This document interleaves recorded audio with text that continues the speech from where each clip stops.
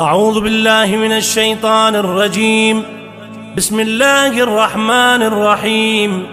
أزور سيدي ومولاي ومعتمدي ورجاي، ذخري وذخيرتي في آخرتي ودنيا، مولاي ومولى الثقلين ونور العينين، أبي عبد الله الحسين، زيارة مني ونيابة عن والدي وعن والد والدي وعن إخواني وأخواتي وأهل بيتي وجيراني وأصدقائي، وللمؤمنين والمؤمنات والمسلمين والمسلمات الأحياء منهم والأموات في مشارق الأرض ومغاربها، ولكل من له حق علي ولم يذكره ذاكر ولم يعده عاد، وبالنيابة عن سيدي ومولاي صاحب العصر والزمان عجل الله تعالى فرجه الشريف،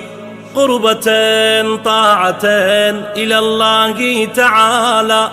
السلام عليك يا أبا عبد الله، السلام عليك يا ابن رسول الله، السلام عليك يا ابن أمير المؤمنين وابن سيد الوصيين، السلام عليك يا ابن فاطمة سيدتي نساء العالمين، السلام عليك يا ثأر الله وابن ثأره والوتر الموتور، السلام عليك وعلى الأرواح التي حلت بفنائك، عليكم مني جميعا سلام الله أبدا ما بقيت وبقي الليل والنهار.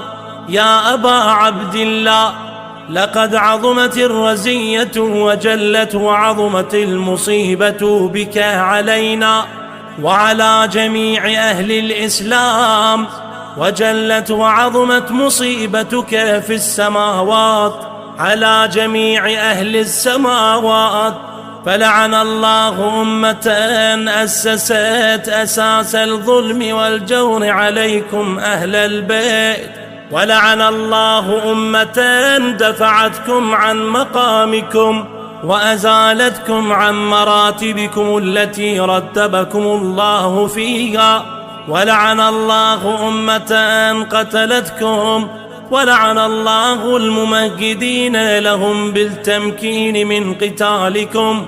برئت إلى الله وإليكم منهم ومن أشياعهم وأتباعهم وأوليائهم يا أبا عبد الله، إني سلم لمن سالمكم وحرب لمن حاربكم إلى يوم القيامة. ولعن الله آل زياد وآل مروان، ولعن الله بني أمية قاطبة، ولعن الله ابن مرجان، ولعن الله عمر بن سعد، ولعن الله شمرا، ولعن الله أمة أسرجت وأرجمت وتنقبت لقتالك. بأبي أنت وأمي لقد عظم مصابي بك، فأسأل الله الذي أكرم مقامك وأكرمني بك أن يرزقني طلب ثارك مع إمام منصور من أهل بيت محمد صلى الله عليه وآله. اللهم اجعلني عندك وجيها بالحسين عليه السلام في الدنيا والآخرة. يا أبا عبد الله، إني أتقرب إلى الله وإلى رسوله وإلى أمير المؤمنين وإلى فاطمة وإلى الحسن وإليك بموالاتك وبالبراءة ممن قاتلك ونصب لك الحرب، وبالبراءة ممن أسس أساس الظلم والجور عليكم، وأبرأ إلى الله وإلى رسوله ممن أسس أساس ذلك وبنى عليه بنيانا وجرى في ظلمه وجوره عليكم وعلى أشياعكم.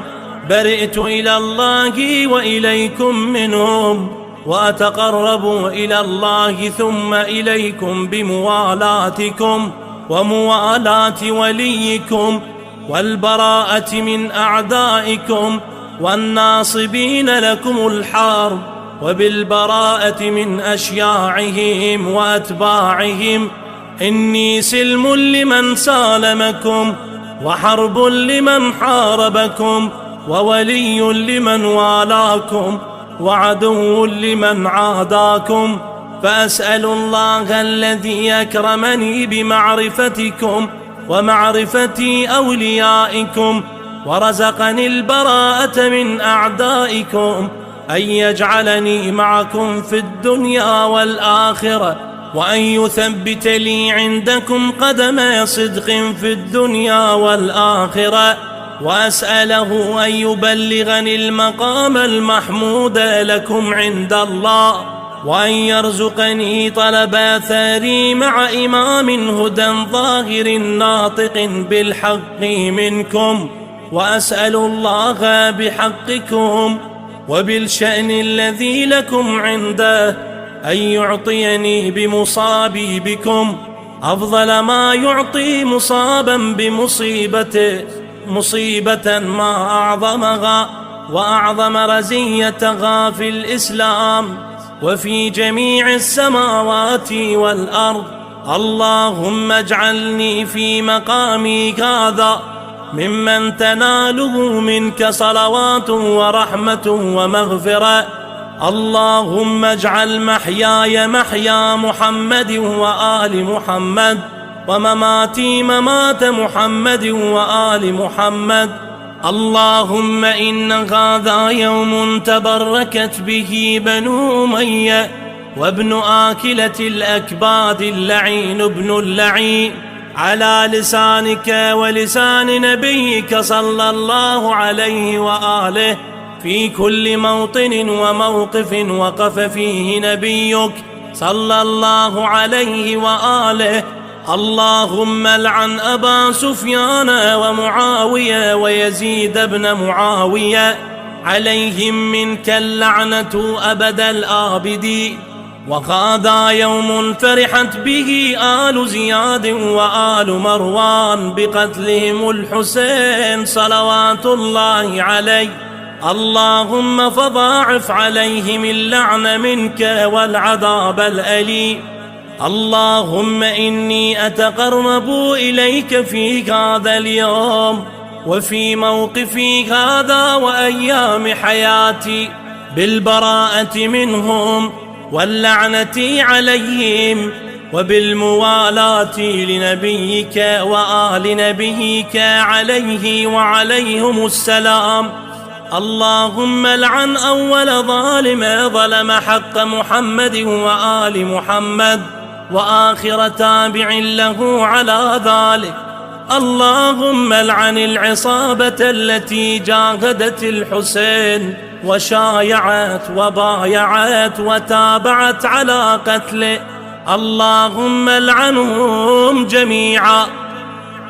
ثم تقول 100 مرة: السلام عليك يا أبا عبد الله، وعلى الأرواح التي حلت بفنائك، عليك مني سلام الله أبدا ما بقيت وبقي الليل والنهار، ولا جعله الله آخر العهد مني لزيارتكم.